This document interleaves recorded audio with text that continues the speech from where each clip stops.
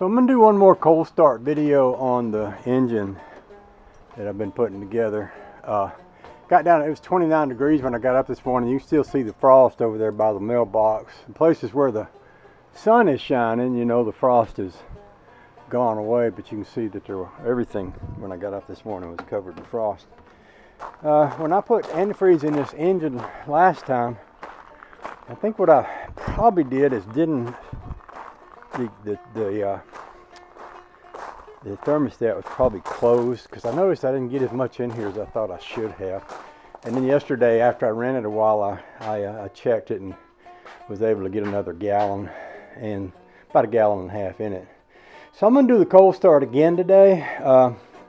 I've been through this a few times already, and basically you notice the choke is open now. Now this little gizmo right here is a thing that holds the engine at high speed until the choke opens, and then it lets it go to low speed. So when I pump this, you're going to see that choke close. I'll do that right now. Well, you should see that choke close, which I didn't. And that maybe have something to do with, there's an electric choke thing right there, and it's not hooked up. I don't leave it hooked up, you know, all the time, because it would be pulling power all the time. But I can hook it up basically by running this wire down here and clamping it right onto the battery. This is pretty old school. When it gets on the Rambler, it'll have a regular wire dedicated to that, and I can check that by putting my handy dandy little meter. We talked about my meter the other day, touching that, and see that light up right there. So that's probably got more voltage to it than it needs, but it's still enough to do this test. So with that hooked up, I'm going to come back around here and pump that again. See, that still didn't close, and it should. I wonder why. I wonder if it's waiting for. It moved a little. Oh no, duh, silly me. The radiator hose is sitting there holding it. Okay, there. Gotta get the radiator hose up out of the way. Here, and then sling it over this way. That makes sense. Okay, so now that's closed and this is open, and when I crank this, it's going to run really fast. By the way, I've only got that much gas left in it, which might be enough to warm it up. We'll see. Hold your ears, it's going to be loud.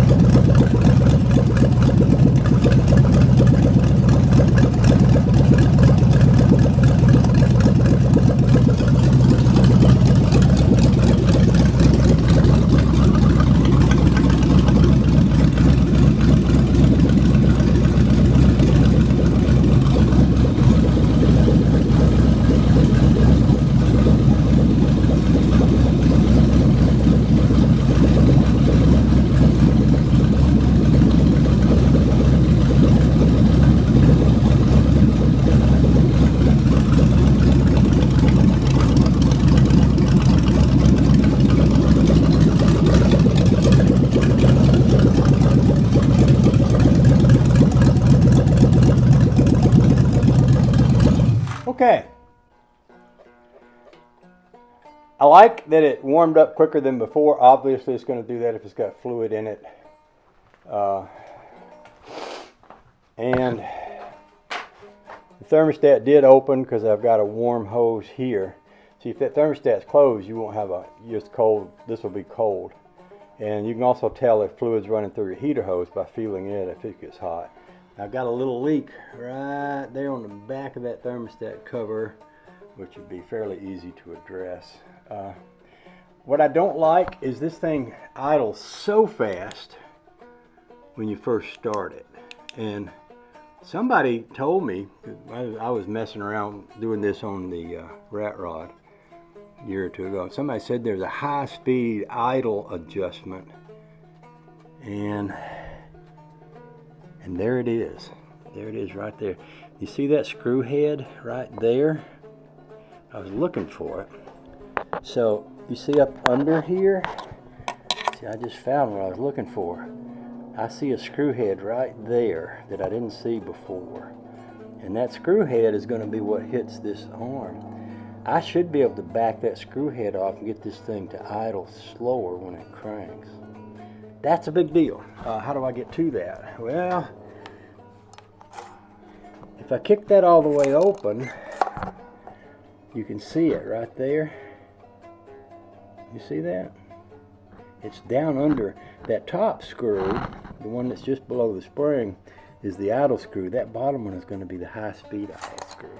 So thank you to a YouTuber who, I don't remember which YouTuber it was that told me that, but a YouTuber out there somewhere told me that screw existed, and I couldn't find it, or I hadn't seen it until just now. So I tell you what, YouTube is an amazing, awesome thing because it helps people learn things from other people.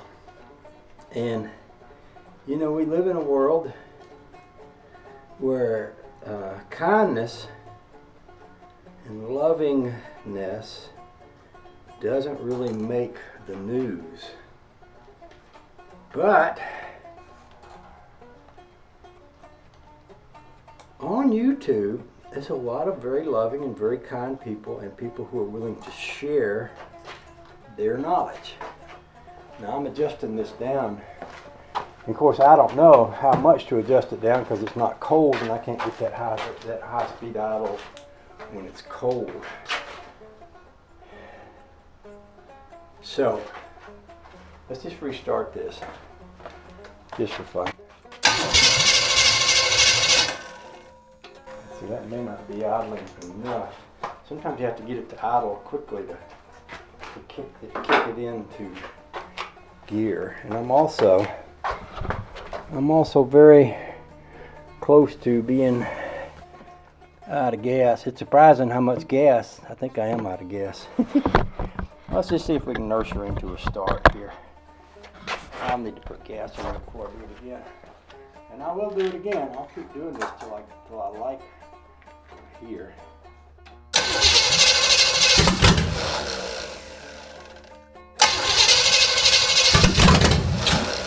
I think it's safe to say I'm out of gas. That's okay though. That's okay. We'll just leave it at that. I never did cut the fan on today, but still, I like the way that worked as far as the thermostat and everything. I could tighten these two bolts right there and actually stop that leak. I'm not sure how. I didn't tighten things down super tight on this motor. Sometimes I think people, well, I know people over tighten things. Sometimes the point is not good. And a good example of that is in that Rambler, there's an intake manifold where these bolts are stripped, and that's the result of someone over tightening them.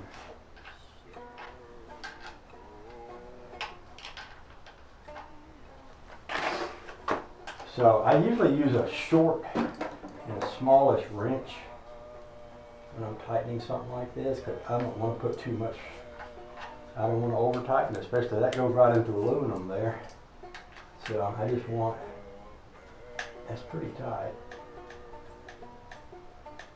I'll give it that much of a snug and leave it alone after that. I may want to take this screw out, actually. In fact, I think I should. Well, I'll let it cool down first, but I should take this screw out and put a regular size screw in that, because I put this old black dirty, that's probably a grade 8 bolt, which is a good one, and it has a bolt that comes out of the top. And originally I had this spring from the carburetor hooked around that, but now that I've got the carburetor spring hooked to this chain, I can take that out and put a clean new grade 8 bolt in that of the right size and everything. That might not be a bad, well, it certainly would look better. So that's one more thing to mess with. So I'm getting very near the point where I don't know how many more videos I'll be making before we leave to go to Virginia, but that's coming up. We're going to go up and see the Toddy Bod, see the farm. We hadn't been to the place where they're living now and where they're doing their farming and stuff.